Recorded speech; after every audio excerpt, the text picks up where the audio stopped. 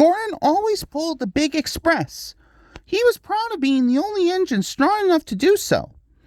It was full of important people, like Sir Topham Hatt, and Gordon was seeing how fast he could go. He said the coaches. In a minute, Gordon would see the tunnel where Henry stood bricked up and lonely. But Henry didn't know how to ask. Said Gordon. He was almost there when whoosh! And there was proud Gordon going slower and slower in a cloud of steam. His driver stopped the train. Asked Gordon. Said the driver. Said Gordon. Everyone came to see Gordon. Said Sir Topham Hatt. While the conductor went to find one, they uncoupled Gordon, who had enough puff to slink onto the siding out of the way. Edward was the only engine left. Said Gordon.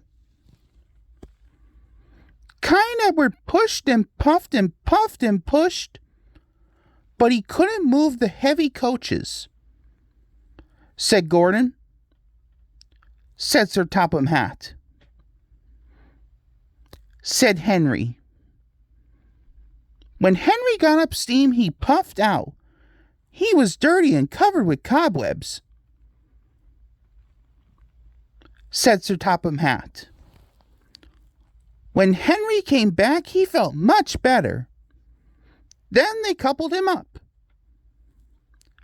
Said Edward. Said Henry. They puffed together. Said Edward and Henry. Sang the coaches. Everyone was excited. Sir Topham Hatt leaned out of the window to wave at Edward and Henry, but the train was going so fast that his hat blew off into a field where a goat ate it for tea. They never stopped till they came to the station at the end of the line. The passengers all said thank you, and Sir Topham Hatt promised Henry a new coat of paint. On their way home, Edward and Henry helped Gordon back to the shed.